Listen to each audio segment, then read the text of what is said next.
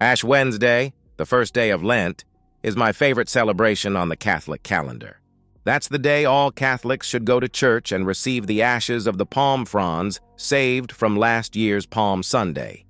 For those that don't know, the priest puts his thumb in the ashes and then makes the sign of the cross on your forehead while saying, "Remember, man, you are dust, and to dust you shall return." I love it. Even the most egoistical of us should take those words to heart. The priest is telling us how insignificant we are in the whole scheme of things. We are dirt, and one day we will be dirt again. Wow. Anyway, let me tell you about this one, Ash Wednesday. I had an early meeting at work, and when I passed the church to get my ashes, there was a line out the door. I had to skip it and get to work. My boss knows I am a practicing Catholic, and when I explained my dilemma to him, he agreed to let me take a long lunch. At 11 a.m., I left work and drove to the church. There was no line, and I got my ashes, and then knelt in a pew for a few minutes of silent prayer. I thanked God for all my blessings. I have a beautiful wife of 5 years. We both have good jobs. She is a nurse for a plastic surgeon. I am a private investigator or bodyguard. We lease a beautiful home and have an option to buy. In 2 months, we will take the option, and then next year we are going to start a family. As I stood to leave, I swear I heard God laughing. Or was he crying? Maybe that was just my imagination playing a trick on me. I was debating on whether to stop and get some fried chicken or maybe a couple of Big Macs when I remembered that spiral-cut ham we had in the refrigerator. I decided to stop by the house and make a sandwich of that ham with some honey mustard and a big dill pickle. In minutes, I was pulling into our driveway. I figured there was no use opening the big garage door as I was only going to be here a few minutes, so I parked in the drive and entered the garage through the side door. There was Mary's car. Oh, hell, she must have gotten sick at work. I opened the door into the house. It leads into the laundry room, then into the kitchen. I was in the kitchen when I heard them. "Your breasts are really beautiful." Whoever he is right. She had a boob job about 3 months ago, and they are spectacular. And they are still so sensitive. I think this is one of my best jobs. Now I know who is with Mary, her boss. I quietly walk through the kitchen and into the den. There on the couch are Mary's scrubs and the doctor's polo shirt and pants lying across a chair. I stop and pick up his pants. They contain a wallet and a cell phone. No car keys since they came in her car. I am familiar with this cell phone as I have one just like it. I set it to start recording, then took off my sports coat and laid it on the couch. With the cell phone recording, I walk down the hall and stand at my bedroom door. I was unnoticed for about 30 seconds. During this time, I watched as this skinny doctor, who was about 40 years old, engaged intimately with my 27-year-old wife. They looked like they were both enjoying themselves until I loudly cleared my throat. "Oh, shit!" screamed the doctor. "Please don't kill me. I have kids!" He is up off Mary in a second and is standing by the bed with his hands in front of his private parts. He is scared to death. Mary picked up a pillow and held it in front of her. Maybe here is where I should tell you what the doctor is looking at and why he is so scared. My name is Tommy Rexel, better known as T-Rex to my friends. I stand 6'4" tall in my bare feet. Today I have on my size 14 boots, which puts me at about 6'5". I weigh 245 pounds and can bench press twice my weight. The sleeves of my black t-shirt are straining to contain my biceps. I have already told you that I was hired as a bodyguard. I have a concealed carry permit, and my 9mm is in the shoulder holster under my left arm. On the wall behind the doctor are all the awards I have won over the last few years. There is a pistol expert badge I won while serving in the Corps, weightlifting titles from as far back as high school, and a third-degree black belt certificate won last year. I can be your best friend or your worst nightmare. The problem the doctor has is I am not feeling very friendly at this moment. I take a deep breath in through my nose and exhale noticeably out my mouth. Tommy, this is not what you are thinking. Let me explain. Mary sounded worried, so I decided to listen to what she had to say. I'm thinking I just caught my wife with her boss in our bed. I hope you are not about to say, "Who are you going to believe, me or your lying eyes?" Because that might just piss me off enough to pull on you both, I answered. The doctor has found his boxers and has put them on. He is trying to decide if he should jump out the window or try to get around me. No, Tommy, I'm going to tell you the truth so we can get past this. Please put your cell phone away. I put it in my shirt pocket but did not turn it off. Go ahead, explain. But no lies. Remember when I wanted a breast job? Okay.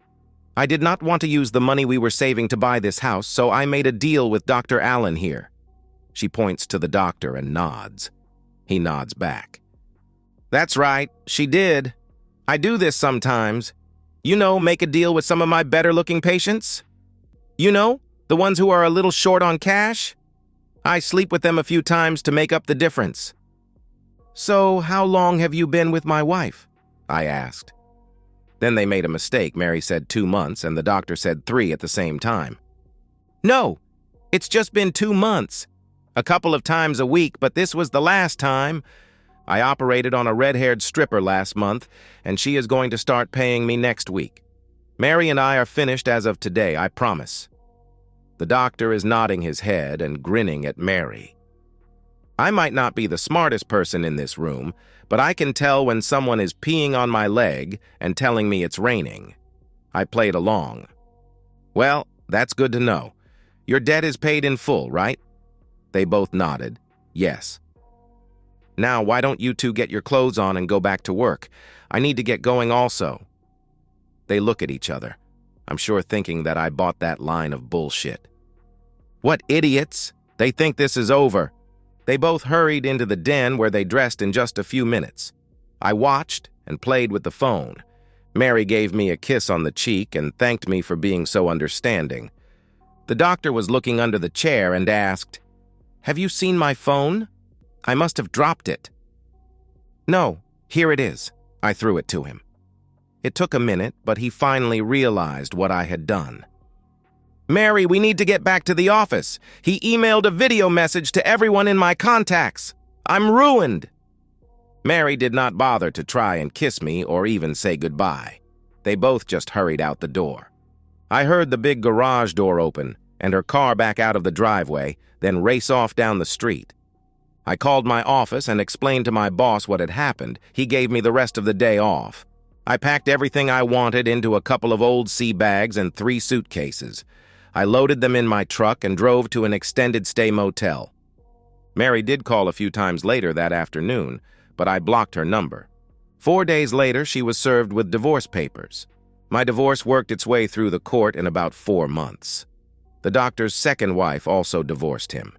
He was already paying alimony and child support to his first wife, so that meant he was now paying 2 alimonies and 3 child support payments. He might have been able to handle that. I mean, plastic surgeons make big money. Except when the state medical board received a copy of the video with both Mary and him explaining how the doctor exchanged sex for services, the shit hit the fan. That earned him a suspension of his license to practice. It was only for 3 months since he argued that it was a lie that he and Mary told when they were caught.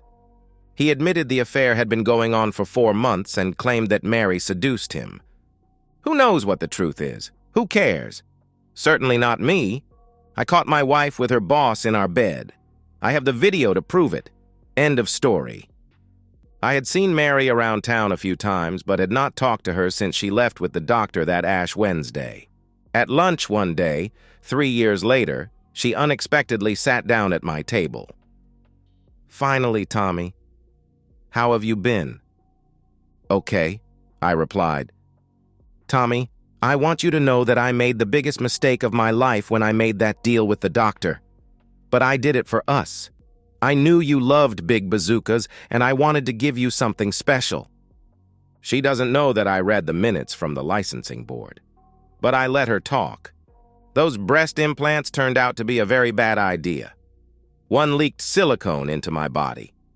I had to take out a loan from the credit union at the hospital where I work to have them both removed. Now I look terrible. Sorry to hear that. I really was. So, you're not working for the doctor anymore? I asked. Oh no, that pretty much ended when you caught us. His wife divorced him. He closed his practice here and moved to Oregon. He works at a hospital there in Portland. You guys keep in touch? I asked. No, not really. I hear rumors, around the hospital. My bullshit detector just went off. Tommy, you know I loved you. I always have. Hell, I probably always will. She reached across the table and grabbed one of my hands before I could move it back. My bullshit detector now sounds like a fire alarm. Tommy, I was wondering if there is any chance you and I... She did not get to finish. Tommy, why don't you introduce me to your friend? Wife number 2 meet ex-wife number 1, I replied. Mary took one look at Linda, my wife of 18 months, and got up from the table. She looked at me and said, I'm sorry, Tommy. Then she almost ran out of the restaurant. She's probably on her way to Portland to see if the doctor can repair her breasts. Are you thinking of leaving us and going back to wife number 1? She is grinning as she says that, so I know it is meant as a joke. Us? Let me explain. Linda is 7 months pregnant with our twin boys. Not hardly, baby. How did the appointment go with the Obgyn? Perfect. We are right on schedule. But there is one problem. What? I asked nervously. We're starved. Get us a menu. I motioned for the waitress to bring her a menu and smiled as she ordered for 3. Remember, man, you are dust, and to dust you shall return. The priest reminds us of that once more at a funeral. Dust to dust, ashes to ashes, dirt to dirt. What a great definition for the word divorce. We all must learn not to take everything so seriously. Just move on. And that's the end of today's story.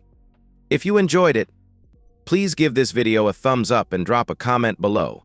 Your support helps the algorithm push my content further. If you're new to the channel, don't forget to hit that subscribe button. It really helps me keep creating more stories for you. Thanks for watching, and I'll see you in the next one.